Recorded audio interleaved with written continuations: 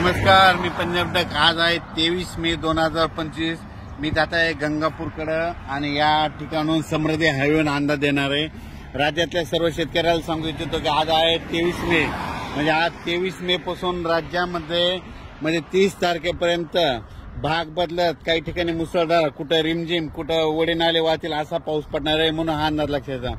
पण शेतकऱ्यासाठी सगळ्यात आनंदाची बातमी म्हणजे खूप शेतकऱ्याचे फोन येत होते पाऊस कधी उघडत आहे, कारण की शेतकऱ्याचे रानं दुरुस्त करायचे राहिले.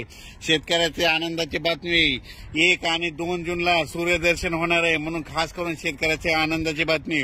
पण राज्यात मात्र आज 23 पासून मात्र भाग बदलत जोराचा पाऊस पडणार आहे, म्हणून दररोज 2-2 भागात वेगवेगळा पाऊस पडत राहणार आहे, म्हणून हा अंदाज लक्षात घ्यायचा. सांगायचं झालं तर हा पाऊस म्हणजे 24, 25, 26, 27, 28, 29, 30, 31 पर्यंत सगळ्या राज्यात महाराष्ट्रामध्ये भाग बदलत पडणार आहे, म्हणून हा अंदाज लक्षात घ्यायचा. मात्र 1, 2, 3 तारखेला राज्यात सूर्यदर्शन होणार आहे, म्हणून ही खास करून शेतकऱ्याची आनंदाची बातमी. संत्र उत्पादकांचे फोन आले की म्हणजे आम्हाला ताण द्यायचा आहे आणि हे पाऊस कधी उडेल, तर त्यांच्यासाठी सांगू इच्छितो 1, 2, 3 तारखेला सूर्यदर्शन होणार आहे, म्हणून खास करून त्यांनी अंदाज लक्षात घ्यावा. आणि राज्यातल्या सर्व शेतकऱ्याला सांगू इच्छितो की उघडल्याच्या नंतर तुम्ही तुमचे शेतं रोटावेटर, कल्टिवेटर करून आपण आपली शेतं तयारीत ठेवा, कारण की राज्यात परत मान्सूनचा पाऊस कधी येणार आहे त्याचा मी व्हिडिओ नंतर देणार आहे. पण राज्यात मात्र 30 तारखेपर्यंत काही ठिकाणी मुसळधार पाऊस पडणार आहे, म्हणून हा अंदाज लक्षात घ्यायचा.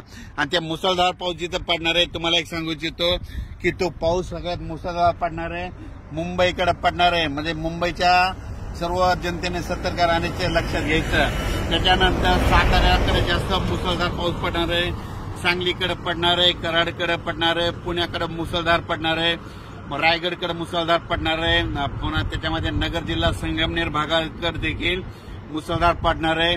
कोकणात सगळ्यात जास्त अतिवृष्टी होणार आहे, त्याच्यानंतर कोल्हापूरकडे मुसळधार पडणार आहे, सातारा त्या कोकणपट्टीमध्ये अति मुसळधार पाऊस पडणार आहे, म्हणून हा अंदाज लक्षात.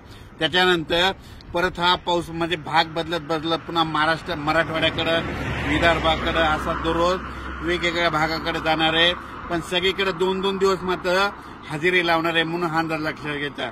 ज्या ठिकाणी जास्त पाऊस पडला नाही तिथं रिमझिम पाऊस पडणार आहे, कुठं निस्ते थेंबच येणार आहे, म्हणून हा अंदाज लक्षात घ्यायचा. या पावसामध्ये विजेचं प्रमाण जास्त आहे, वाऱ्याचं प्रमाण जास्त आहे. माझी सगळ्याला विनंती, विजा करत असताना आपली पाळीव प्राणी झाडाखाली बांधू नका, तुम्ही देखील झाडाचा निवारा घेऊ नका. अचानक वातावरणात बदल झाला तर लगेच एक मेसेज दिला जाईल.